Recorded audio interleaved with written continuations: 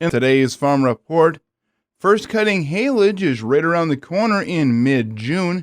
Jim Sulphur with the University of Minnesota Extension Service Office shares some of the challenges of putting up that crop. It's going to be very shortly, and we'll be putting up first cutting alfalfa. And first cutting haylage really presents some unique challenges, not just first cutting haylage. Haylage presents some unique challenges.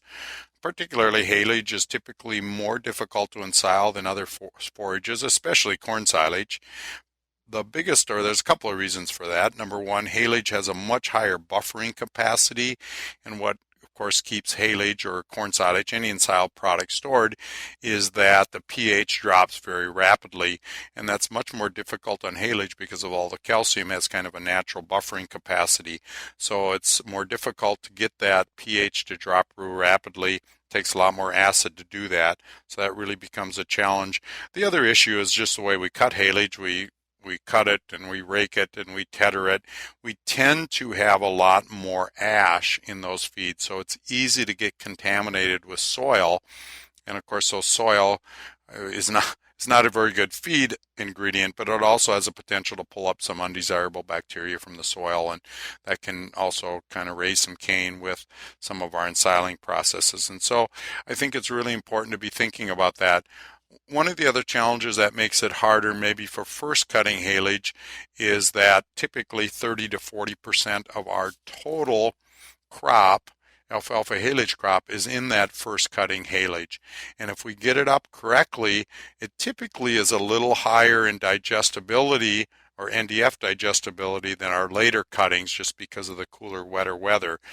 But also that cooler, wetter weather makes it more difficult because it dries slower. So some of the keys, of course, is to lay it out in a wide slot or a very wide swath when you're cutting it. I think we've learned that that's really important. And then make sure you have all your equipment ready. Get it harvested very fast. And then if it's not in an upright silo, make sure you get that packed well if it's in a bunker or a pile. And so just as we're getting ready now, make sure all your equipment is ready and kind of think about what you can do to try and make that harvest go as smooth as possible. Because again, it's 30 to 40% in a typical year of all the haylage you're going to put up. And if we really get up really good quality haylage at first cutting, it really goes a long ways, and it's going to be pretty valuable in this part of the world because of the amount of freeze out that we've had. And so the first cutting that we do have, it's important to get it up and get it up in pretty good condition. This has been Jim Sulphur with the University of Minnesota Extension in St. Cloud. The Minnesota State Fair and the Minnesota Farm Bureau Federation recognized 222 Minnesota farms today as 2015 Century Farms. Qualifying farms must have been in continuous family ownership for at least 100 years and are 50 acres or more. Century Farm families receive a commemorative sign as well as a certificate signed by the State Fair and Minnesota Farm Bureau presidents and Governor Mark Dayton. Since the program began in 1976, more than 10,000 Minnesota farms have been recognized as Century Farms. Area farms that were recognized include the Kimmon Family Farm and John Mueller Family Farm near Pierce, the Bussy Urbane Farm near Royalton, and the Town Line Farms near Swanville. First harvest of alfalfa will be coming up in mid-June. Dan Martins with the University of Minnesota Extension Service Office talks about a project that he'll be working on with local businesses. I'm working again this year with cooperating farms, agribusinesses, and extension colleagues to run the Alfalfa Harvest Alert Scissors Cut project. We generally aim to start taking samples in fields when tallest stems are about 16 inches, and then sampling on Monday and Thursday mornings until the field is cut. We generally figure when alfalfa gets to be 24 to 26 inches tall, we can expect buds to start forming, and for alfalfa to test in a relative feed value range that is suitable for milk cows.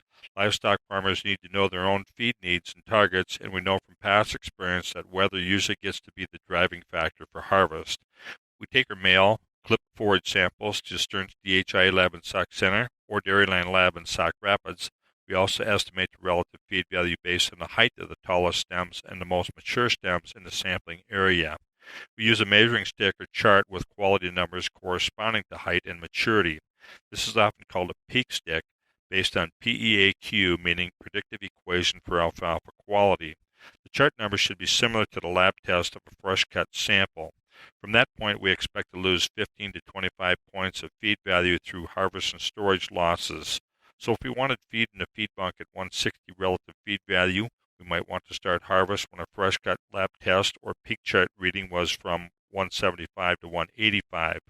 We would also add 4 points for every day it takes to get the harvest done. A chart has been developed to estimate feed quality of alfalfa grass mixtures also. The goal of the project is not that we can tell you what day to cut hay, but rather to encourage people to keep an eye on fields and to be ready for harvest when fields and weather are suitable for them.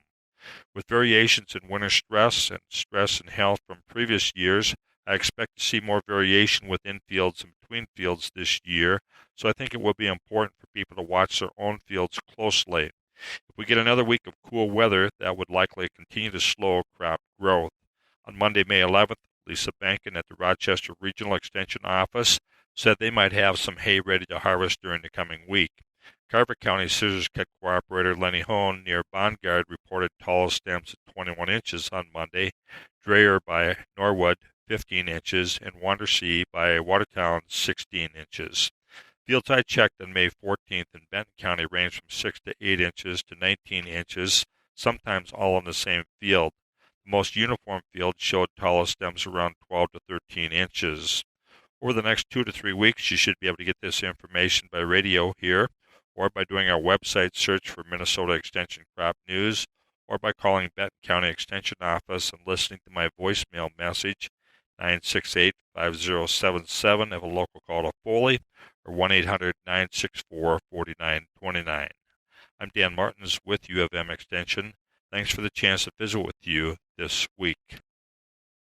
Plan to build a house, a shed, a workshop, or even an office building? No matter the structure, you need to see if the soil on the property will support it. So to that end, you need to go to USDA's Web Soil Survey site, found online at websoilsurvey, all one word, .nrcs.usda.gov.